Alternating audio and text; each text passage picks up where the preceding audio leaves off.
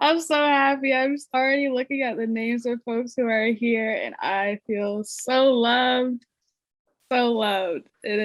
I'm just so happy right now, y'all. My name is Bryn Evans. I'm a 2020 and 2021 curatorial fellow with the Poetry Project. Welcome to Homemaking Language's Capacity to Transform. Tonight, we're joined by two incredibly kind and impressive scholars, Brendan Tynes and Alyssa A.L. James. This is the last event of my curatorial series, Getting Where We Have to Be Some Other Than a Place.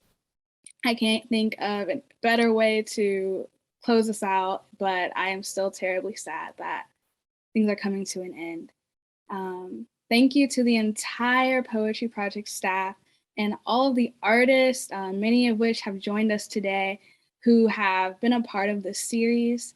And thank you to everyone who's joining virtually. Tonight's event is being live captioned by Otter AI, the transcription of which you may access by clicking the red live link in the top left of your screen. And by selecting View Stream. The transcript will subsequently open in a new browser window. We have the honor of having ASL interpreter Cynthia Norman join us again in this space. Cynthia, thank you for laboring to restore relationships between deaf, hard of hearing, and hearing communities in your work, for advocating seamless access to poetry. Thank you for modeling what it means to understand and convey meaning. We are so blessed to have you here. It is always a pleasure, and this is not a goodbye, but a see you later, for real. If you have any Zoom questions or run into any difficulties, please don't hesitate to reach out to anyone with staff after their name, and they will support you in resolving any issues. Tonight's moderator, Corey Hutchinson, is adding a link to the chat now with Zoom tips and best practices. Please note that we are recording tonight's event. You are welcome to have your cameras on or off as you prefer, but please keep in mind that if you have your camera on, it's possible your little tile will be included in the archive video. In the words of Nima Githire, I ask, is it possible for us to laser focus in on love at the paces in which it already exists, and allow that pace to inform our personal and collective work? Tonight, we are grateful for you joining us in the ongoing effort to build and nurture safer spaces where we can be moved and learn through feeling together. Thank you for imprinting this space with your care.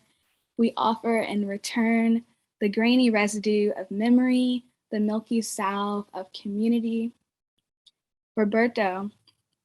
Corey, is now adding to the chat the Poetry Project statement on safer spaces. Thank you, Corey.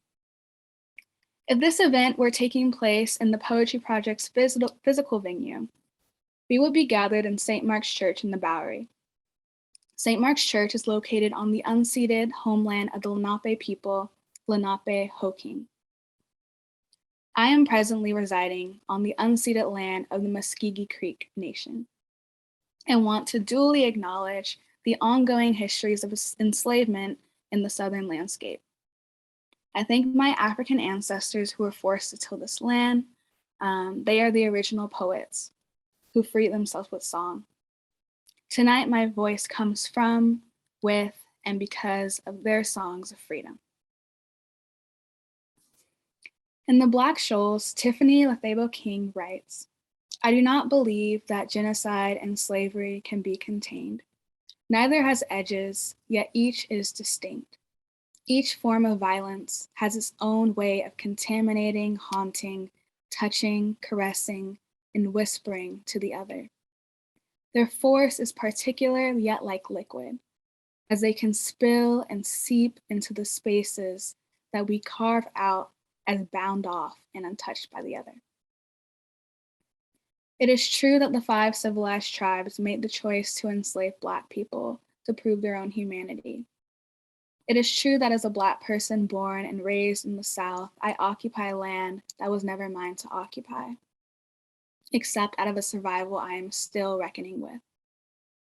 It is time that we acknowledge another truth. Black abolition and Native decolonization go hand in hand. Our futurity goes hand in hand. Corey is putting a link to a map in the chat now, not to endorse it as complete, but to invite you to join us in learning continually about the land we occupy, its history and ties, as a path toward deeper accountability. Now, I want to introduce you to myself, this series, and the artist joining us today. Born and raised in Decatur, Georgia, I echo sociologist Ruha Benjamin when I say that I come from many Souths. My guiding frameworks are derived from the multiplicity, vernacular, and inversion that I learned from my kin. They taught me that viewing the world from a place of undersight, from the flip side, from the margin, can breed an infectious sense of possibility for artist, audience, and curator. Coming from the South, I work from a space of communion, comfort, and intimacy. I'm taken with discoveries and rediscoveries that allow for these tenets to swell in spaces that were once thought too small to bear them.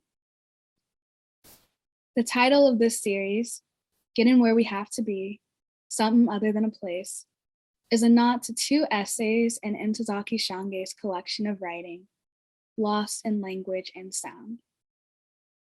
It points to the vernacular poetics and landscapes that comprise the American South and the African diaspora more broadly. Today's program, Homemaking, is guided by the series theme, Language's Capacity to Transform. I am excited to introduce to you now two incredible Black feminist scholars, storytellers, podcast hosts, and friends, Alyssa A.L. James and Brendan Tynes. Alyssa A.L. James is a PhD candidate in the Department of Anthropology at Columbia University. She is a 2020 SSHRC doctoral fellow whose research examines the consequences of recasting colonial history for Caribbean subjectivities and futures. She interrogates the discourses and practices that transform commodities into heritage and history into commodity as it unfolds through Martinique's nascent coffee revival project. In her free time, you'll find Alyssa dancing, traveling, and writing about it. Brendan Tynes is a queer Black feminist scholar and storyteller from Columbia, South Carolina, period. She received her Bachelor of Arts with distinction in cultural anthropology and a minor in education from Duke University. She is currently a PhD candidate in anthropology at Columbia University. In addition to her research, she is co-host of Zora's Daughters podcast, a Black feminist anthropological take on popular culture and issues that concern Black women and girls. Outside of academia, you can find Brendan dancing, singing, writing poetry, and crafting healing spaces for survivals of interpersonal violence. Without further ado, thank you one more time to Brendan and Alyssa, the co-hosts of Zora's Daughters podcast. Hi everyone. Thank you so much for joining us this evening. Thank you, Bryn and the Poetry Project for having us. Bryn is brilliant. This was such a beautifully curated series, and we are so proud to just be a part of it and to also be, part of the final piece. Is really exciting. My name is Alyssa. My pronouns are she, her, hers. At the moment, I am sitting in a chair. I'm wearing a black turtleneck, and my hair is pulled back with a red and yellow head tie. Yes, welcome. Hello, everyone. It's so good to be here. I'm Brendan. My pronouns are also she, her, hers. I am a brown-skinned Black woman who is seated. I have small locks. I'm wearing a black sweater. And we are just so excited to commune with you all this evening. Like, I see some familiar names. Some families in the building, some kin is in the building, and I'm just excited to talk about home with you all. So, yeah, this All evening, right. So, oh. go ahead, go ahead. So for this evening, we'll be talking about home, how Black women make and remake it, and what thinking through this concept can do for us. So be sure to keep a journal or a notebook or some paper and a pen nearby so you can write along with us, because this is going to be an interactive discussion where we will write to and talk to each other. And so we also have a playlist entitled Home Place that you all are welcome to add your songs to. Brendan is going to add that link into the chat for us.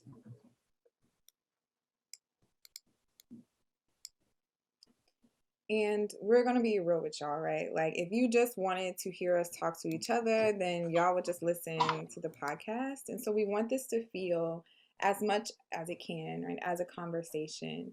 So before we get too carried away, I want to go ahead and let you all know where to find the resources that we'll be using today. We have a Google folder with all of the poems that we'll be reading together. And if you're interested in reading the bell hooks and the other article that we've pulled for today, we've also included that. So I'm going to drop that in the chat as well as the link to the playlist. And what I want from you all is to introduce yourself, right? Tell us your name, tell us your zodiac sign, and we always do this.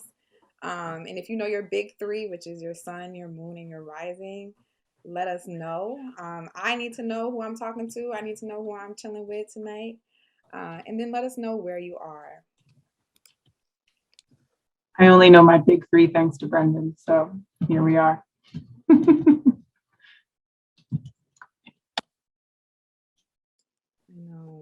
This is everything. I always do this everywhere I go.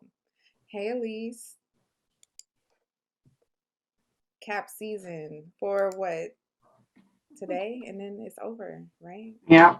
Then it'll be Aquarius season. It's time for the erratic nature of the Aquarius to take over.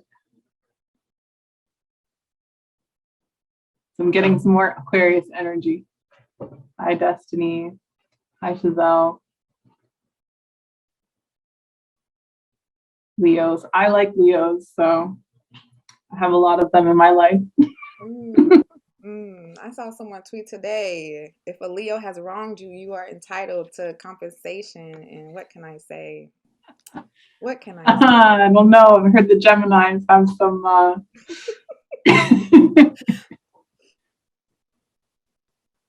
Okay, I see. Hey, Chazelle. Good to see you're here. My sad friend, Destiny. Hello. A couple Tauruses. Oh, Hi, Delon. Hey, Maya. Maya's here as well. Cancer, Capricorn, DMV. Hi, Ash. Good to see you. Taurus, Leo, Moon, and Rising. It's okay. It's okay. Giovanni, Leo. Wow. Y'all really, the Leos are pulling up. Oh, Eliza. Oh, hi. And Tiana's here too. Hello. Virgo, Taurus, Capricorn, all Earth, all the time. Sagittarius rolling up. There's a lot of Sagittarius energy in here too. Yes. Yes, yes. A lot of Sagittarius energy, a lot of Taurus energy too, a lot of grounded energy here. We have another, is it Zenzele? Hopefully I'm pronouncing it right. Zenzele. Leos, an Aries rising and a Cat moon. Honey. Zenzele. Okay, Zenzele. Thank you. Sign of home and nesting, of course, would be drawn to this. I have a Taurus Venus, so I'm all about the nesting, all about spending money on the nesting. That's me. So I know there are other people that are still typing in the chat, but we should probably. Oh, you are too. Oh, of course. That's why we get along so well, Ash. Okay, we should probably go ahead and get started with the word of the day today in our presentation. We really have some exciting things planned, and we want to like write together with you all. We're going to talk more about home place. Alyssa has been prepping me to sing something, but I don't know if it's going to happen. But she mentally prepped me. Fingers, fingers crossed. So let's get started. All right, can folks see my screen? And hi, Jaden. Sidereal Aquarius. Oh, yes. Bring the sidereal into here. I am a sidereal Taurus. All right, so today we're going to talk about our word of the day. If you listen to our podcast, you know we do the what's the word. That's going to be home place. We'll spend about 20 minutes there. Then we'll be exploring that same concept, home place, through some questions that Brendan asks in her research, as well as some of the texts that we read. And then finally, we'll think about making home and place, and that's where we'll spend some time writing with ourselves and writing with each other. All right, so today we're discussing home place, and homemaking. And so here are a few definitions of home and home place that we pulled from the dictionary. And so we want to know which ones are you most familiar with, which ones of these excite or trouble you the most. And so I'll read them out loud. So there's home, a house, apartment, or shelter that is the usual residence of a person, family, or household. Home, the place in which one's domestic affections are centered. Home, any place of residence or refuge. Home, a person's native place or own country.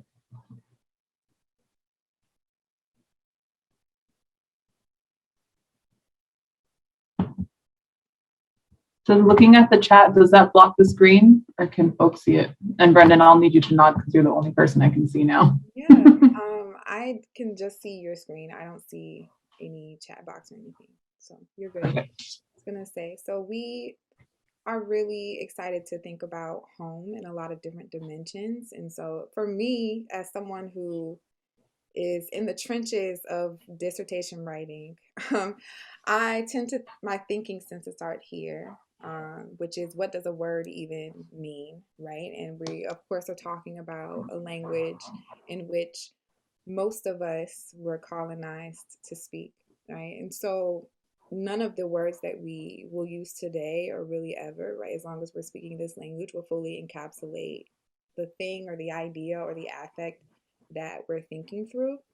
But for me, it was really important for us to kind of just start here, right? Like, what are we talking about when we even think about home and homemaking?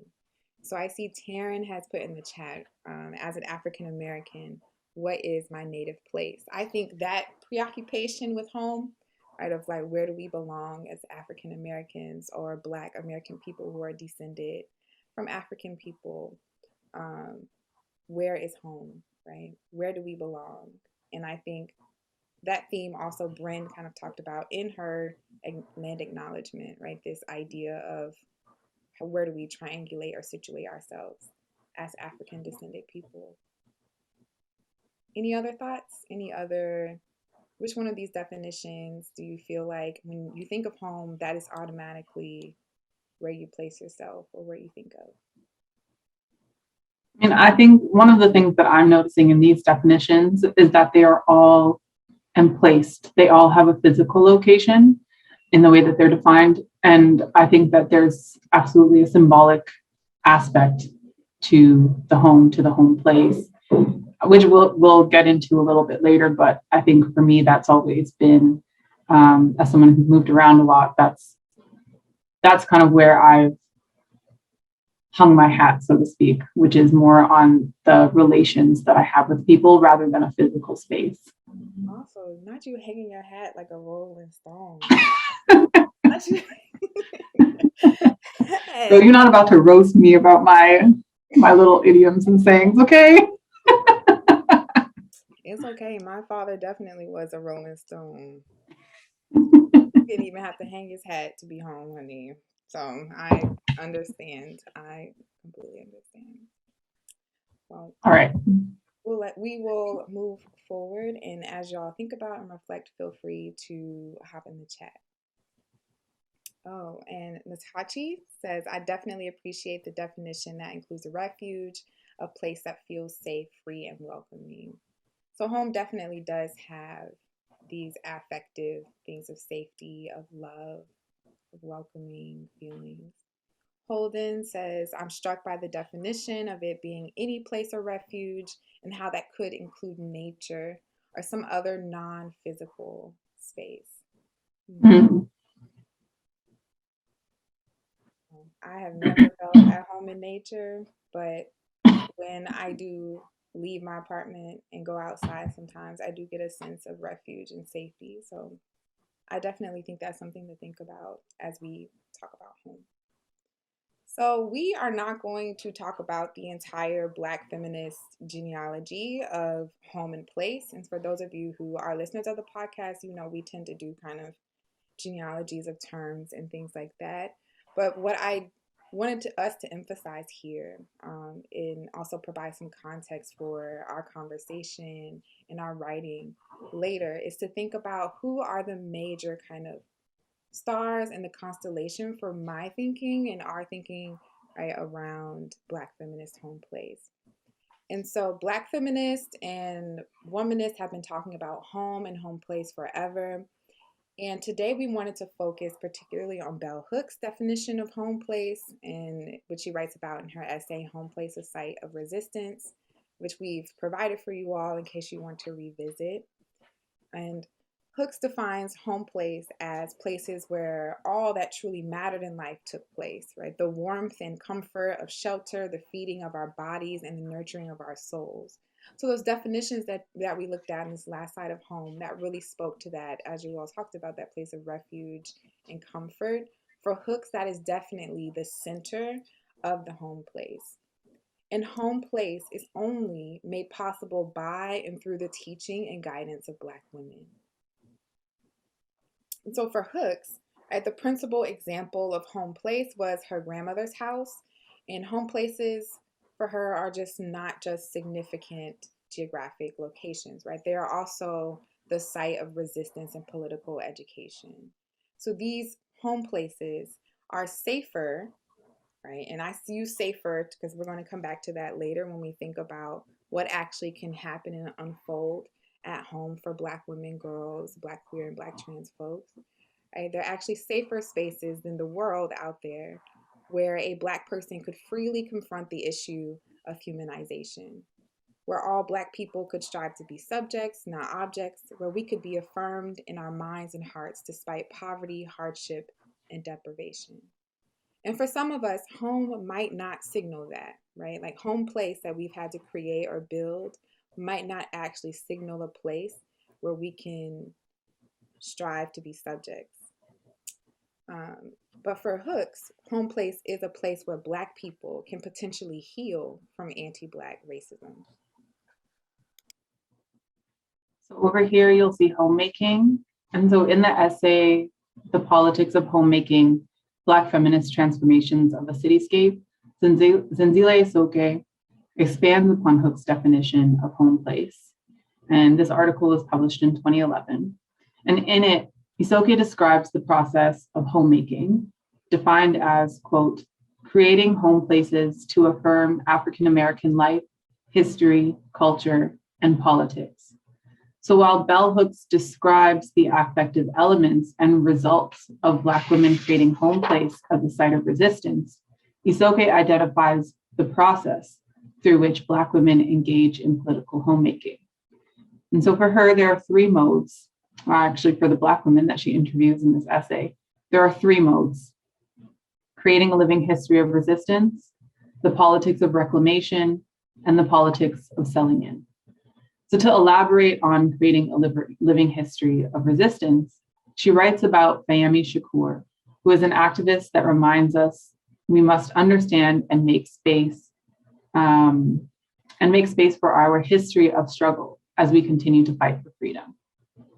The politics of reclamation emerges from her conversations with Amina Baraka, and Frederica Bay, who have dedicated themselves to transforming neglected parts of Newark, both physically and symbolically through sharing counter narratives. And in that transformation, it becomes a space that encourages connection and hope for Black people. The politics of selling in comes from the experiences of an environmental activist, Jennifer Wells, who has dedicated her life to the uplift and revitalization of the city. You'll note that space and spatialization are important to the concept of home. For Black women, this can be done through narrative, which, as Isoke explains, drawing on Michel de Certeau, who's one of those French philosophers that, we must mention, but know that their theories are not the be-all, end-all. Narrative transforms places into space. And so if you want to ask more questions about the difference between space and place, how space becomes place, how place becomes space, feel free to hold on to that one for the Q&A. Yes. So for some, right, home is a place that is constructed through language and through these affirming affective relations such as love and belonging.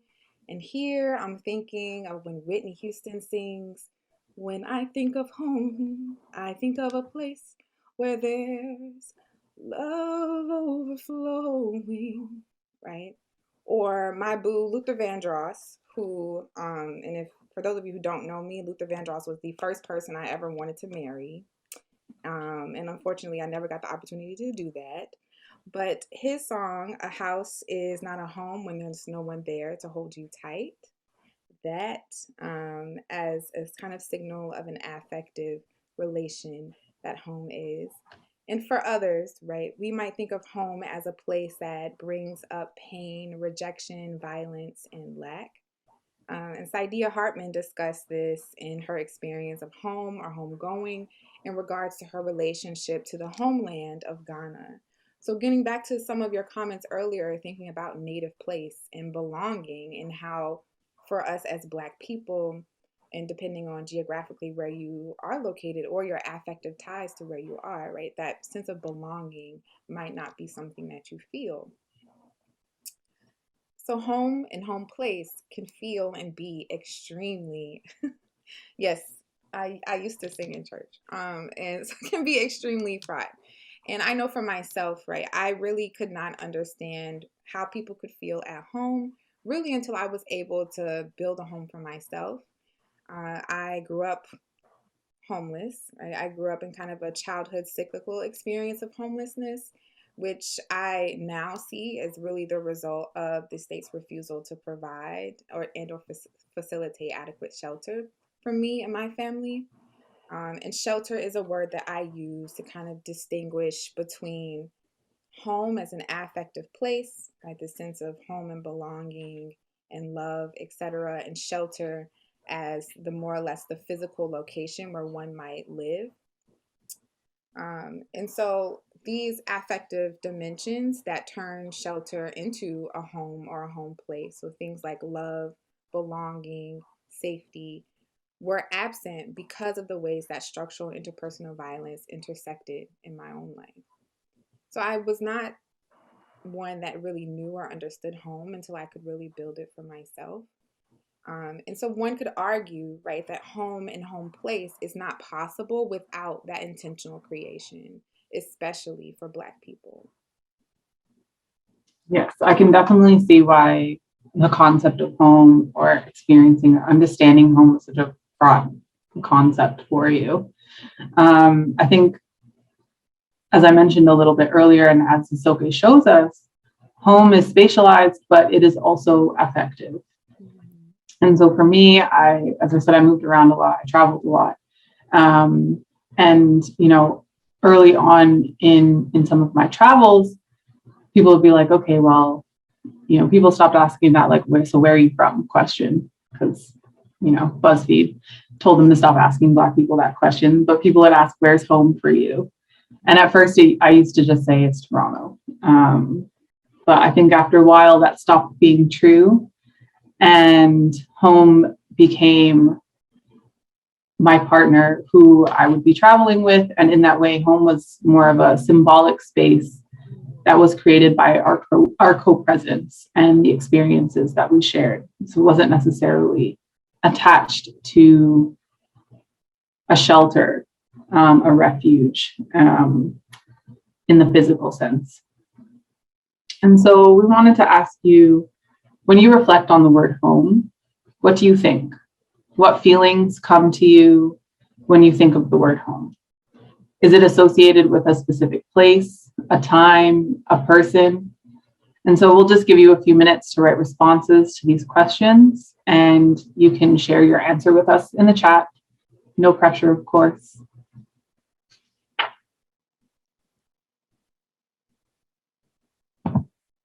Oops. And the questions are also on the screen.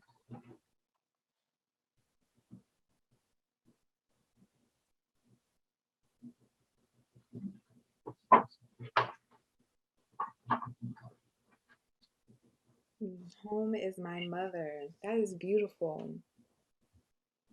And I hope pronouncing it correctly. Sophia, it's beautiful. And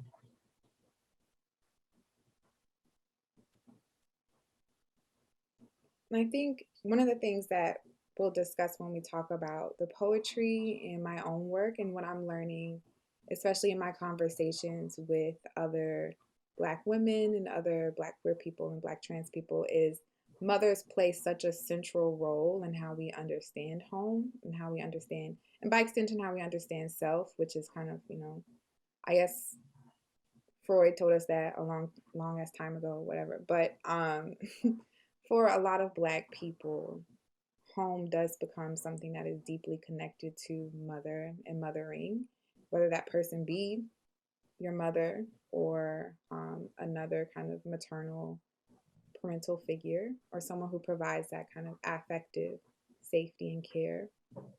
Um, and so, yeah, that's definitely something that I'm thinking through in my own work, and thinking about motherhood and its connection to home and how it becomes the place where home is created, in a sense. And Shantae says, home is my family and friends. If I do not have contact with either, like due to COVID, it does not feel like home.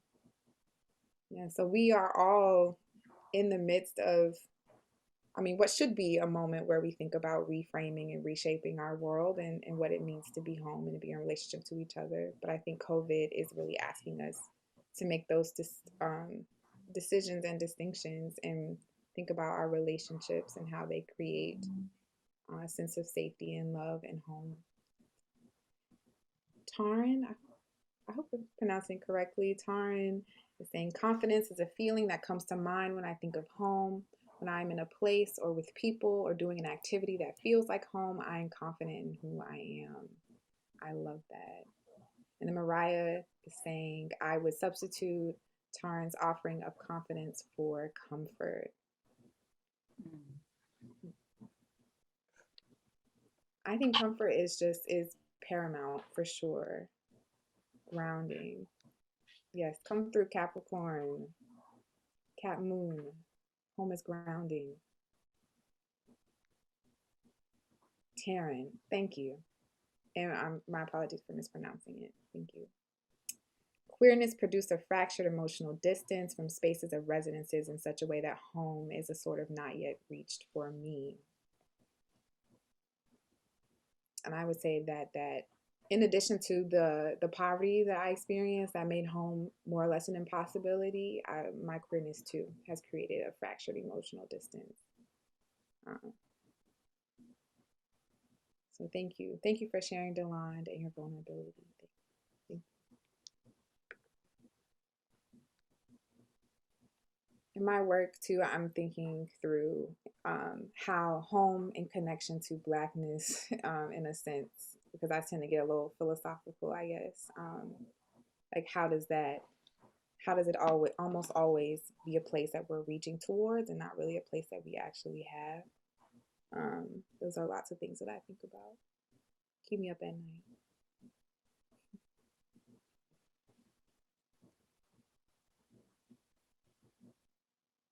Come through home as a horizon Delon, says Destiny. I love that. I feel like that should be a line that someone uses, home as a horizon. I might actually take that as well. Home is a rooted feeling where I feel safe, I feel warm and fuzzy, laughter and joy like no other, expansiveness like no other. Home is a place where you do not have to shrink. I love that.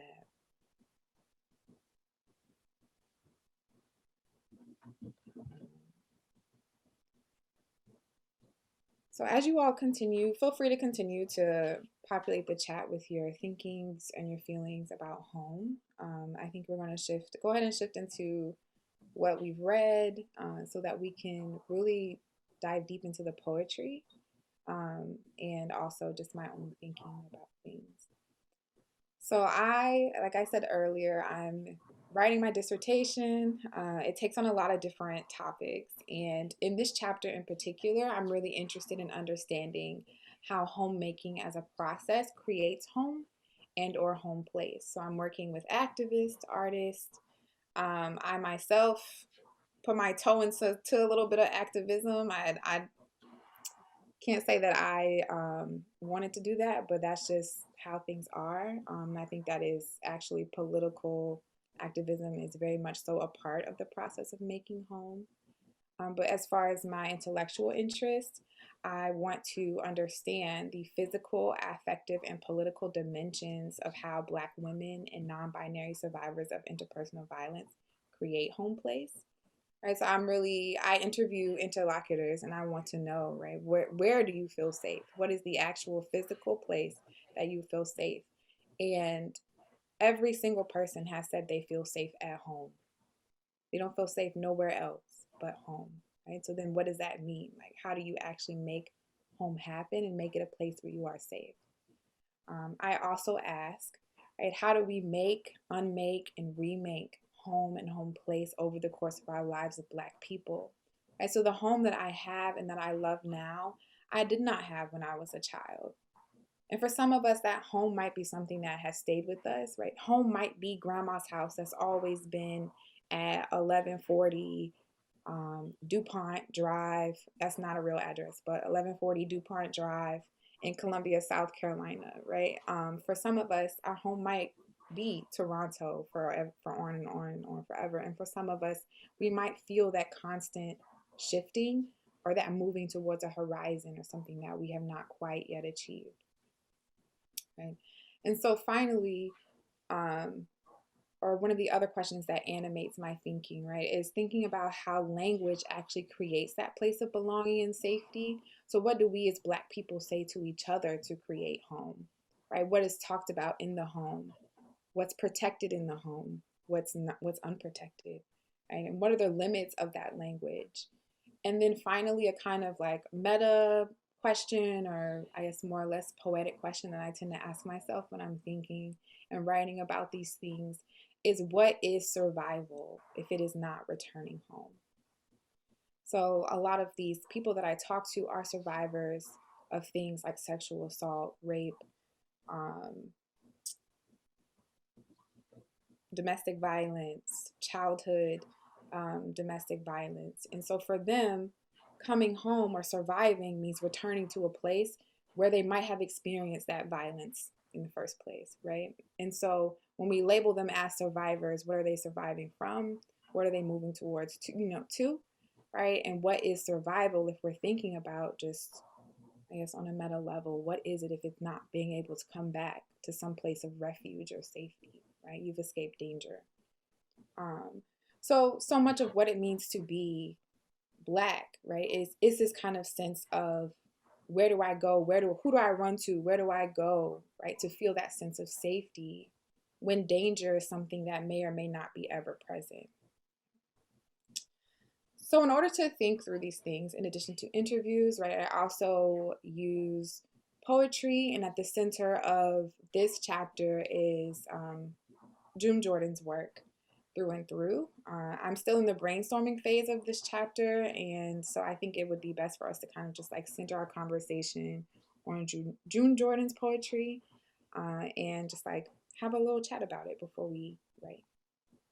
Yeah, I'm actually really excited about this. A ZD first to work on poetry, but also this is a collaborative practice. So, in the smallest way, all of us who are here sharing space will kind of be part of working through your dissertation chapter and how it takes shape, which I think is a really cool way to actually start the doing of um, of bringing together home and community and what those two things can mean together.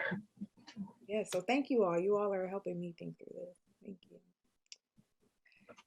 Yeah, so we're not Yeah, going the poetry stuff, that's all you. You got the poetry on lock. So to, yes, I have the the poetic analysis, I guess. I am not, and I'm going to put her on the spot here. I'm not Destiny. I'm not trained in understanding or analyzing things, but I tend to incorporate poetry and fiction in my work as data and examples that illustrate the phenomena that I witness and live through.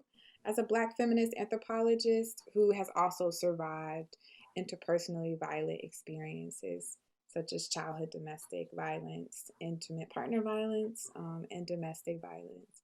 And so, a lot of times, these conversations with poems and with my interlocutors are really me trying to unlock my own experience and how I move through the world, which I think anthropology is very selfish in that way.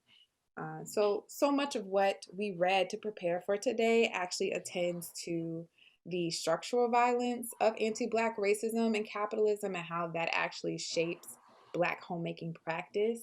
But a lot of my thinking kind of goes underneath that and thinks about what about the intramural, right? What about the intra-community forms of violence that Black women, Black queer and trans folks, Black children are subjected to while at home, right? What does it mean to be a survivor if your home is the place where you experience this violence?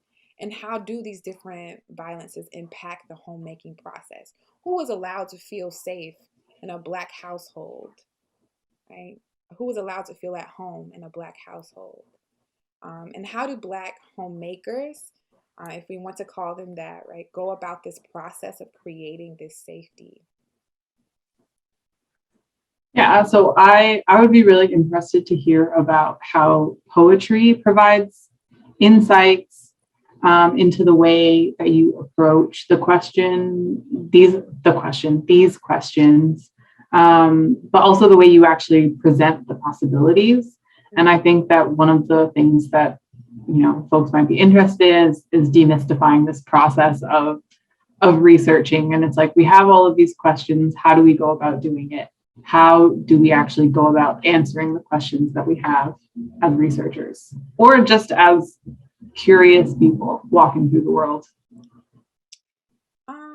So okay, your first question about poetry. What poetry does for me is it allows for me to think about the ways that I can play with this language that's not really mine to begin with, that don't really do what it needs to be done when it comes to describing my experiences as a Black person, as a Black survivor. How can I use the least language possible um, to say the most? And so that's what poetry does. It allows for me to say, okay, I don't need 500 words to talk about, which what we're reading, right? June Jordan talks about the connection between what's happening in Palestine and what's happening to Black people in the US, right? And she doesn't need 500 words to do that. She does that in how many words there are in this poem, right? It's like maybe 200 words in this poem. So there's kind of a capacity for saying everything without saying much, and the ability to play with language and use language in the ways that, and I can't remember exactly what Bryn said at the beginning,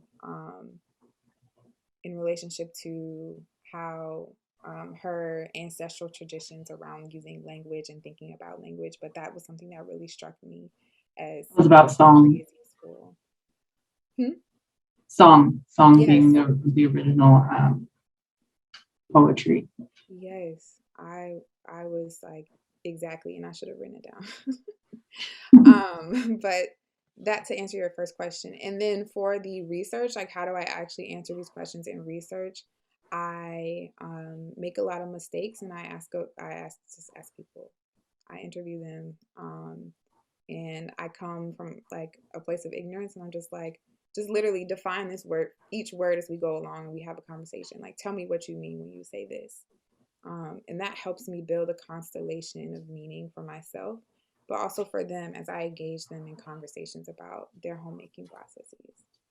And so the three poems that we will be talking about in this chapter that are central, at least in this far in my thinking, are June Jordan's Moving Towards Home, Who Look at Me, and the memo to Daniel Pretty Moynihan. And so these are the source of inspiration for us today and for our conversation and writing today.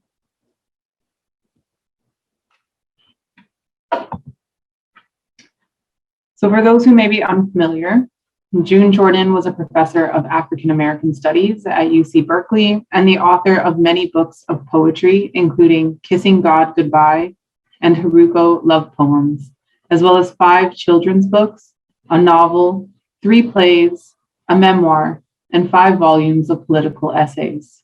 Among June Jordan's numerous honors were a Rockefeller Grant, the Penn Center USA West Freedom to Write Award, and a special United States congressional recognition for, quote, outstanding contributions to literature, the civil rights movement, and in recognition of outstanding and invaluable service to the community. She died in Berkeley, California on June 14th, 2002. And June Jordan actually went to Barnard, which I was reading about. That was cool. We learned a lot. We learned a lot about June Jordan prepping for this. Getting ready for this. And if y'all want the tea, send us a message on social media. All right. So the 3 poems that are in the Google Drive, for those of you who would like to sit with it and have more time with it, are Moving Towards Home, Memo to Daniel Pretty Moynihan, and Who Look at Me. I'm going to start with Moving Towards Home, and then we'll talk about Memo to Daniel Pretty Moynihan. So, Moving Towards Home. Where's Abu Fadi? She wailed. Who will bring me my loved one? And that's a quote from the New York Times, September 20th, 1982.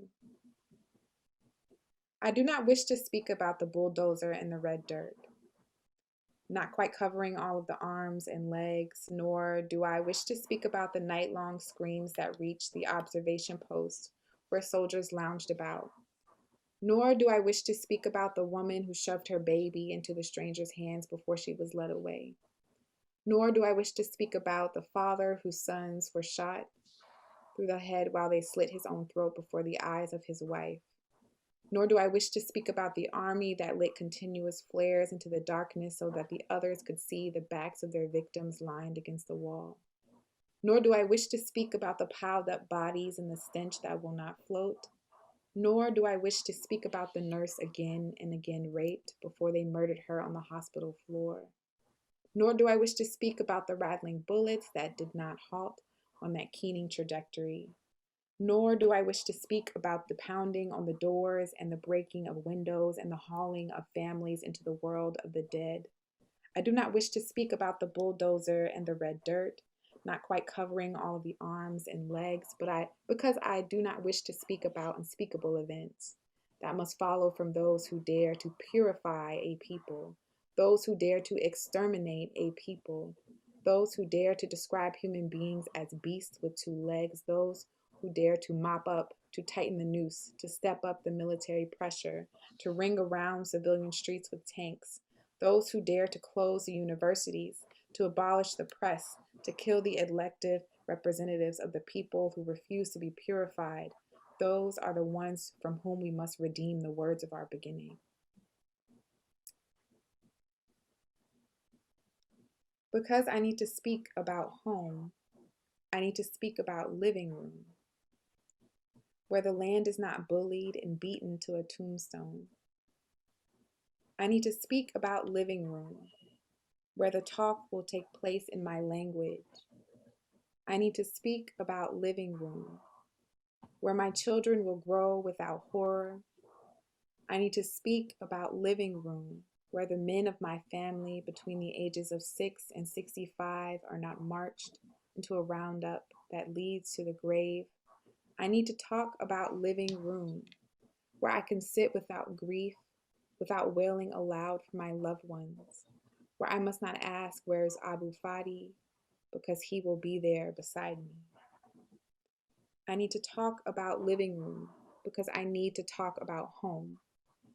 I was born a Black woman, and now I am become a Palestinian. Against the relentless laughter of evil, there is less and less living room. And where are my loved ones? It is time to make our way home.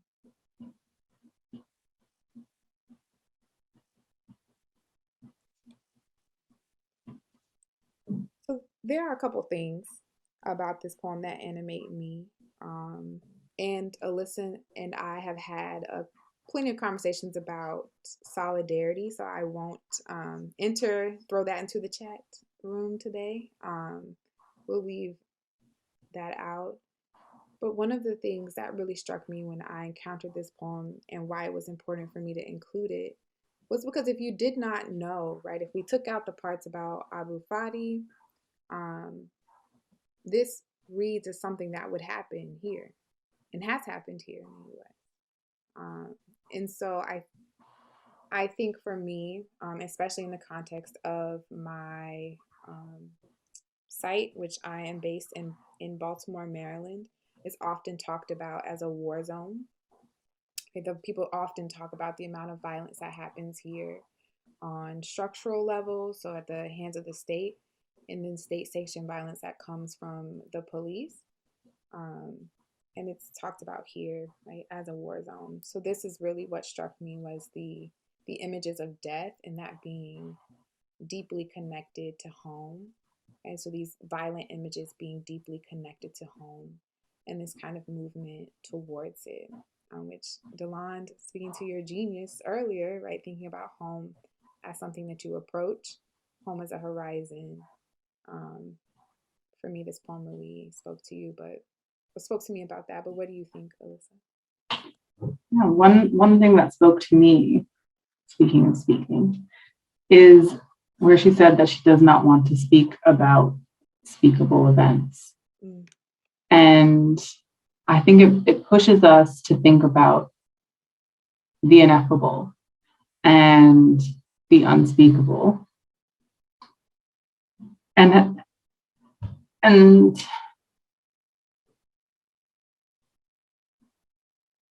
and just really all of the things that we struggle to put words to, but that we feel and understand affectively within ourselves. And then I want to tie that back into home, and I think there were some people who spend some time thinking about it. And I think that there's a way in which we know what home is, or we know that there is this concept of home and that there's an expectation that we have a home, but we can't quite put our finger on what it means to have it and what it means to be there. And I just found that interesting. I think too, I mean, in connection to what you're saying, when you talk about what do you say, the ineffable?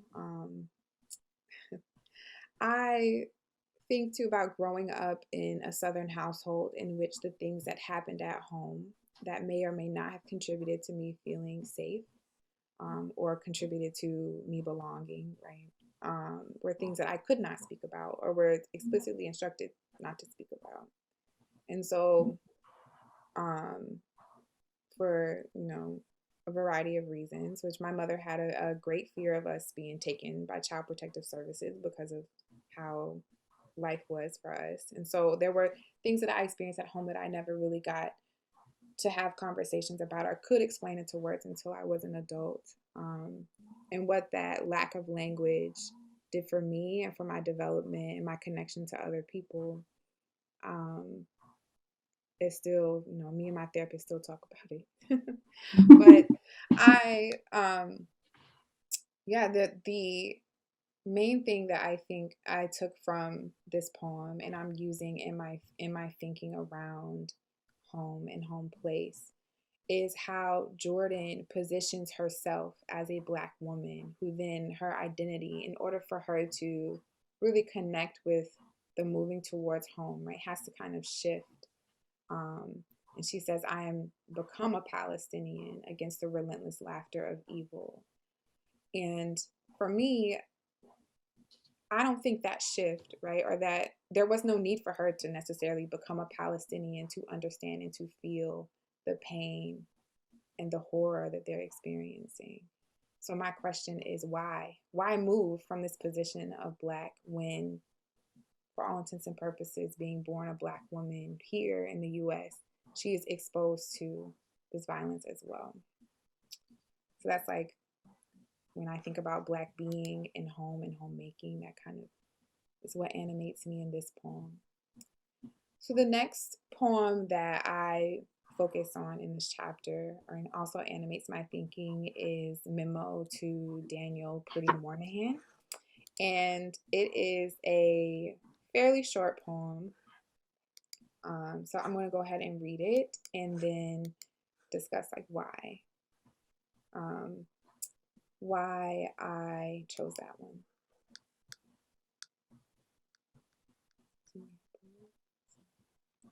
Memo to Daniel Pretty Moynihan.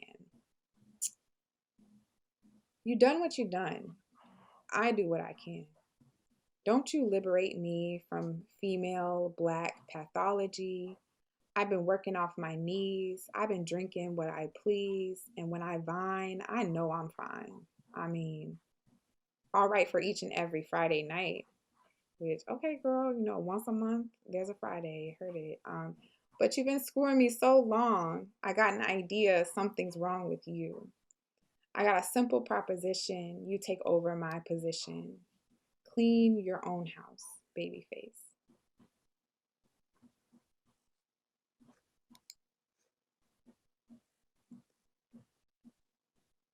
So there are lots of things to be said about that poem, and lots of ways that I could think through, especially those last few lines that I put on the screen for you all today. But one of the things that I focus or think about is I use this poem as a way to open up thinking about kind of larger constructions of Black homes and Black homemaking in Daniel Pretty Moynihan, as well as some other popular voices at the time, right, shared these opinions about the Black family and the Black home that Hortense Spillers really unpacks in her essay, Mama's Baby, Papa's Maybe, which we talk about in our podcast. It's our second episode, Ain't I a Woman? And Hortense Spillers' essay is a response, in a sense, to Moynihan's 1965 report, where he directly talks about the ways that slavery and the Middle Passage created the familial conditions from which Black people suffer from today, right? And his suggestion was that we remove Black women from being the head of the household. So we talked about earlier the mother kind of being the center of the home and the homemaking, right? And Moynihan's suggestion was to restore dignity to Black people by restoring the Black cishet man as the head of the household. And so June Jordan, right, in this poem responds, right, and it talks about how he pathologizes the Black female person, right, particularly the Black mother, right, and then also in her last line, right, invokes the ways in which Black women have been making homes for non-Black people, but white people in particular in the U.S. And I think that is a conversation that has left out a lot when we think about home and homemaking. Black women, Black mothers, particularly those who were domestic workers, right? They were making the homes of white people, right? While they were being told that they were not adequate homemakers. So that is something that that kind of dexterity, right, in meaning and moment, and also in language, allows for me to give a history of Black women's homemaking, as it aligns with labor, that really also allows me for me to think effectively as well. I wanted to know, Alyssa, if you had any thoughts about this. I don't want to like dominate too much. We're actually running short on time now. Mm, So I thought we okay. might go to the next, but for me, the Clean Your House stuck out to me because I actually read it differently. Mm, Or I kind of took it differently, thinking about the concept of like cleaning house, which is, when you go into an organization or a place and you clear it of the so-called bad apples and you replace them with, who you think should be there. But I'll unpack that another time since we're I a mean, little these short on days, time. don't they call on us to do that work too? Aren't we all? Mm-hmm. Isn't listen to Black women more or less? Black women help us clean up house. I mean, at least that's what I think.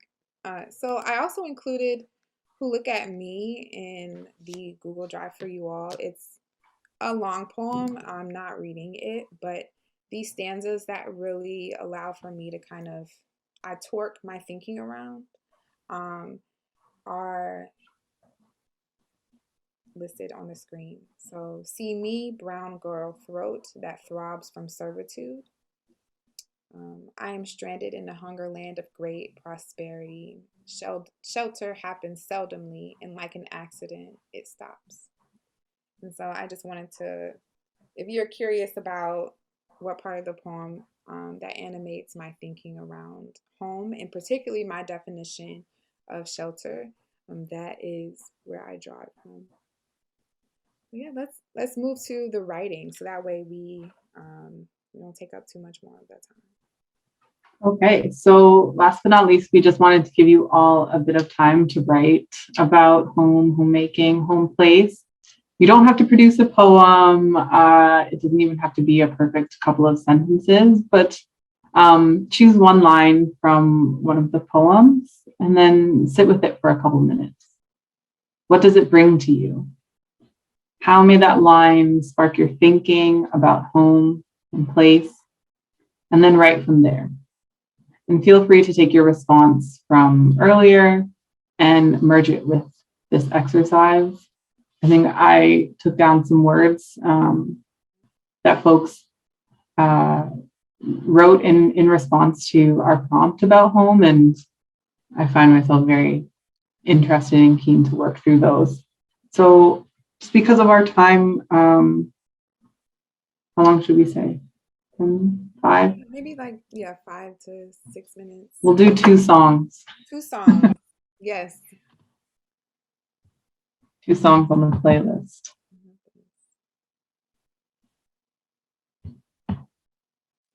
And if you want to share what you've written, please do. We will invite you to once we come back. When I think home, I think of a place where there's love overflowing. I wish I was home. I wish I was back there with the things I've been knowing.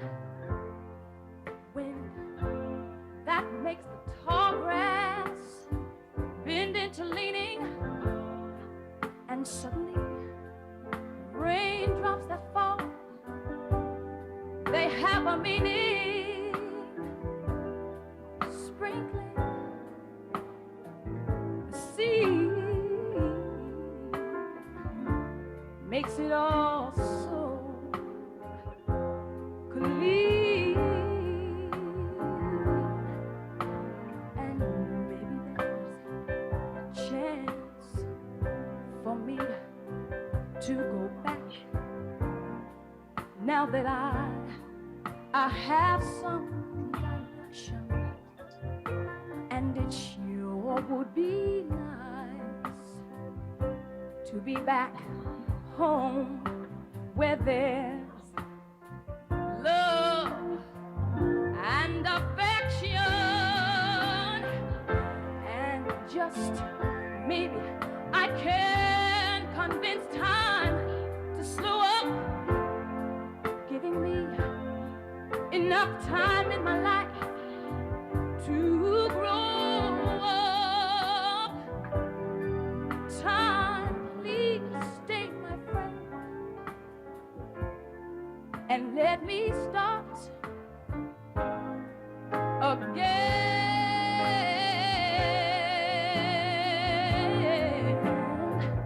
Soon my world's gonna change its face, but I know where I'm going. I had my mind spun around and around in space, yet I've watched it growing. Oh, I know you're listening, God, so won't you please try not to make it hard to know I shouldn't believe everything that I see. Tell me, should I try and stay, or maybe I should run away? Would it be better just to let things be? Living here in my brand new world, it might be a fantasy. Yes, yeah, it could be, but it taught me to love. So I know that it's real, it's real, it's a real to me. And I've learned that we must look inside to find, yeah, we gotta find a world full of love, like yours, like mine,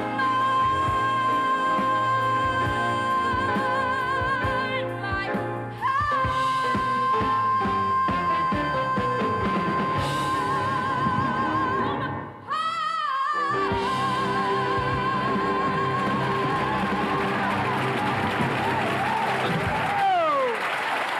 You won't forget that name, Whitney Houston.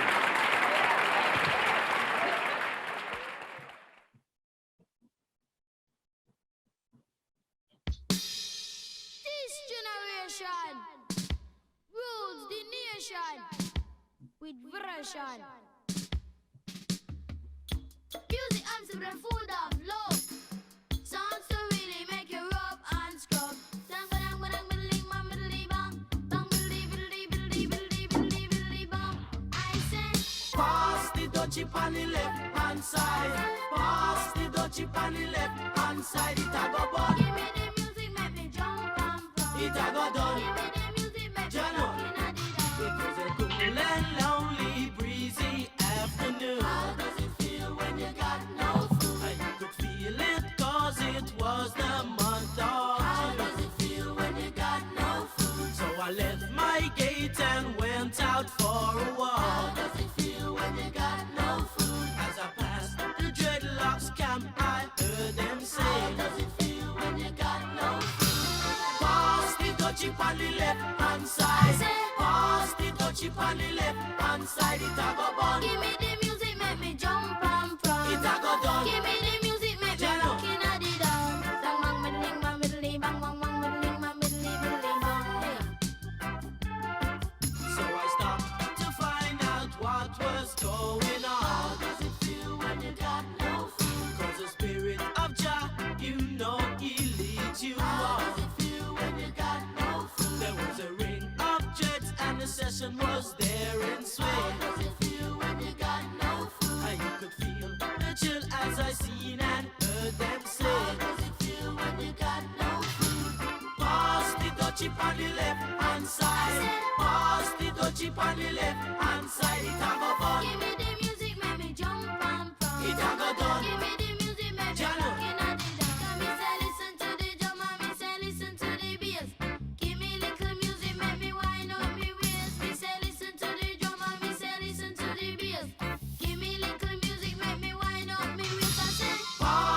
dutchie on the left hand side. Pass the dutchie on the left hand side. It a go bun. Give me the music, make me jump and prance. It a go done. Give me the music, make me Jano. rockin' at the dance. You play it on the radio, and so me say we a go hear it on the stereo. And so me know we a go play it on the disco. And so me say we a go hear it on the stereo. Oh. Pass the dutchie on the left hand side. Pass the dutchie on the left hand side. It a go bun. Give me the music, make me jump and prance. It a go done. Give me the music, make me Jano. rockin' at the dance. On the left hand side. On the left hand side. On the left hand side. On the left hand side. On the left hand side. Say east, say west, On say the north left hand side. This is gonna really On make me the jump left and hand jump. side. Say east, say west, On say the north left hand side. This is gonna really make me jump and jump.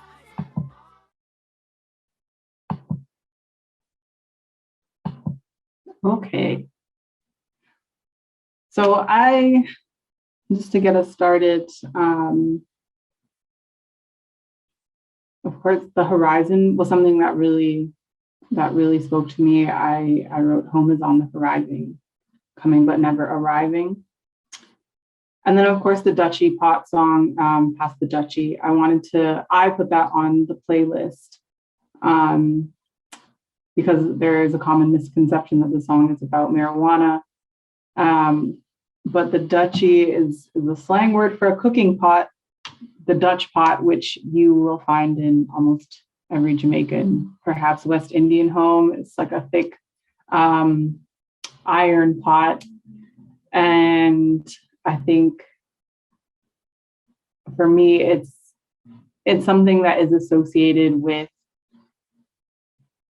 a sort of homeliness and comfort, particularly when it comes to food and the kinds of food that my mom used to cook, of course, in her own Dutch pot. And I know that when someone pulls one of those out, the food is going to be good. The food is going to be fire. So that's why I included that song. And I wrote a little bit about the Dutchie pot and seeing it in my mom's house growing up, and then everyone that she knew, all of her friends, seeing it in their home and what they cooked with it. Yes, I love that. And that's actually really interesting that food has not already entered the conversation in thinking about home. But one of those ways that so many people have brought up comfort, and I think food is like one of those ways that we know, but we might not think to say, that signals comfort. I think that's beautiful. And also the Dutchie, that's what I'm gonna call my Dutch oven. Dutchie, because I like to pretend that I know some Jamaican, some Jamaican slang. But for me, I wrote about actually something that you had said earlier, Alyssa, about home being made in your relationship with your partner, and so home being something that can be portable, if you will, or like it goes with you, and so.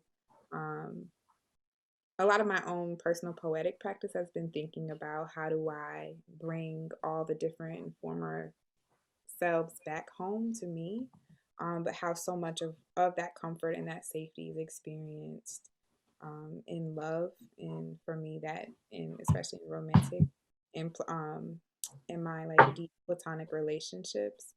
And so I kind of wrote about where I would find that love on the body of a person that I love. And so, like, the couple of lines that I have are like, home is where you are between the black space in your pupils. Like, yeah, so that's like, You are our true poetess. when I think about home, right, that black space as a space of where it starts in the ones I love in their eyes. Would anyone else like to share before we close out? Say our goodbyes to each other.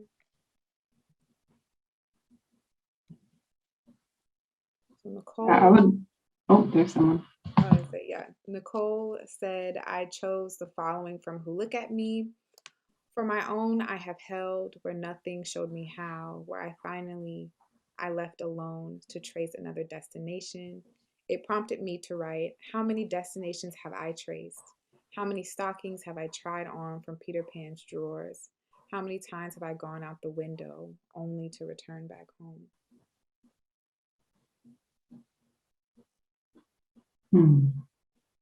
How many times have I gone out the window? Not out the door, but through the window. Back in the day, I used to be climbing in windows to come home. Back in my high school days, when I was running the streets. And Nicole says, it represents, to me, the idea of how home keeps evolving. I think that's very insightful. Would anyone else like to share?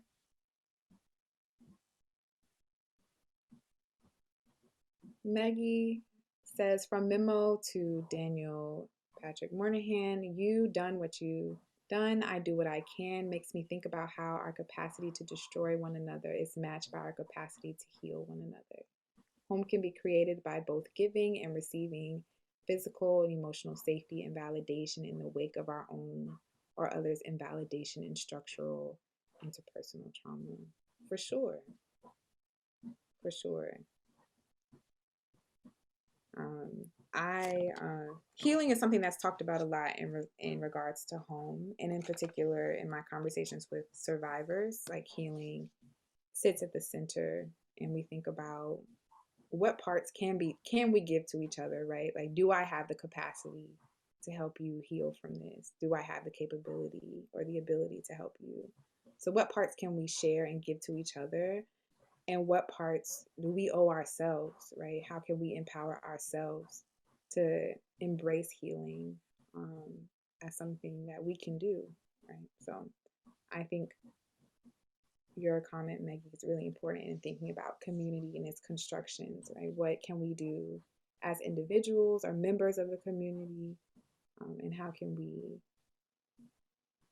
destroy each other, but also how can we help each other heal? So I think that's really. You want to say something, Melissa? I think one of the nice things that I'm seeing is a lot of people talking about home involving others, and I think that often in cases of trauma, of being of instability, there's a tendency to retreat within oneself and to remain in oneself.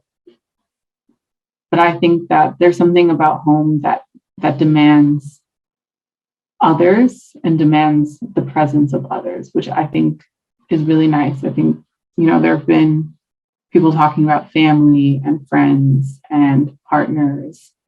And I think that speaks to how home and community are interlinked. Yeah. And I think I would also just not just presence, right, but also labor. So it's not just you sitting here in this room with me. Let's say we're in this room together and now I feel at home, right? It's about what do you do? What do you say? How do you behave? What do you do when I'm not around, right? That creates those conditions of safety, and creates that kind of affective place where we can be home.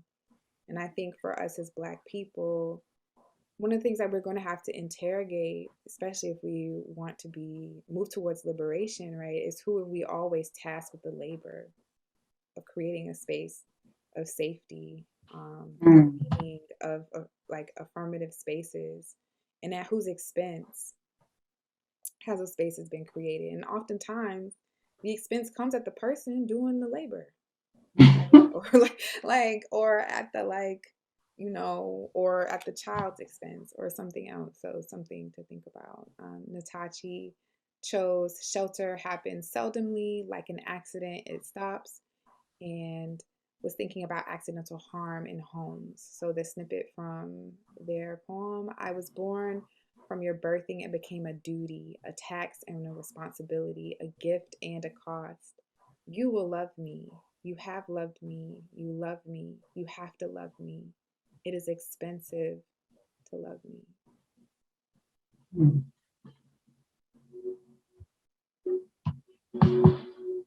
Right. Wow. Capitalism, it's expensive to have kids. It's expensive. I also get the feeling there was an emotional expense, right? Like, I mean, I don't know who else has read Adult Children of Emotionally Immature Adults, but or sorry, of emotionally immature parents. But whew, that one, that hit different. It hit different. I think should we wrap up just Yeah. for any closing one remarks that more. Bryn might want to make? Oh, Yeah, sorry. we have one more person on Delonda shared, and then we can close out. So Delon chose, nor or puts in the chat, nor do I wish to speak about the pounding on the doors and the breaking of windows and the hauling of families into the world of the dead. And so what's got Delon in a tussle here is the prematurity of loss, of home, of place, of life, where even the safest possible refuge isn't free from state violence. Disposability, displacement, dispossession, disenfranchisement, forcing homelessness.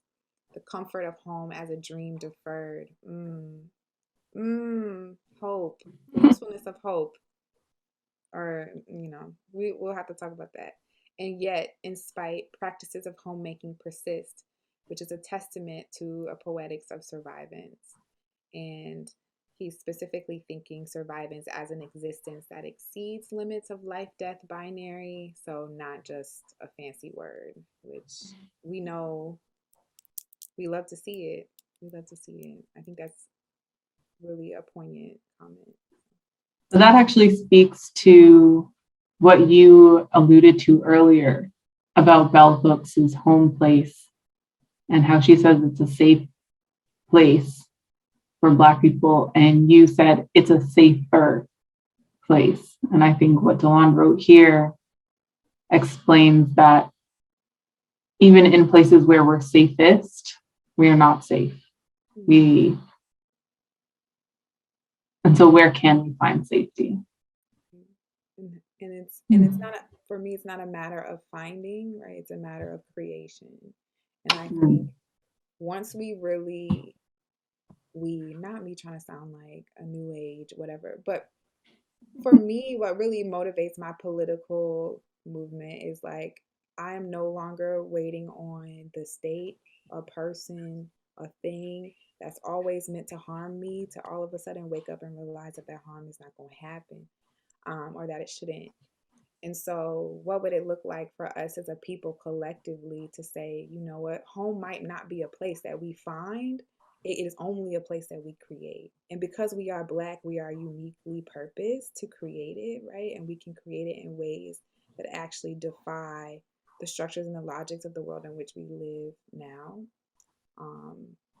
But you know, that's where I'm at with it. So that's where I'm at with it. I'll leave it there. Well, you said it. You said it. We will leave it there. Thank you so much. Thank you, everyone, for being here with us today. Thank you for sharing space with us. This was wonderful. I really appreciated everyone's participation. The words that you wrote were beautiful. Thank you so much. Yes, thank you.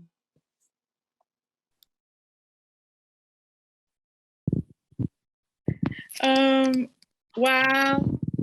Everyone, I just want to have a moment where we like express our love and appreciation for Brendan and Alyssa in the chat. I already see it's happening organically. All I can say, y'all, is these past couple months working with Brendan and Alyssa, I felt like Zora's daughter. Like I was like, I'm really I really felt like I had a space on the podcast, y'all. I'm gonna be kind of sad, like not, having our check-ins that were always like effortless and just so, they got their stuff together, y'all. So yeah, I'm kind of grieving that in my heart, but I'm also so excited to see what comes of y'all. I'm looking for invitations to, just like the culminating events that the semester will have for both of you. Um, and yeah, I mean, like I said to Cynthia, this is not a goodbye, it's a see you later. And so see y'all later.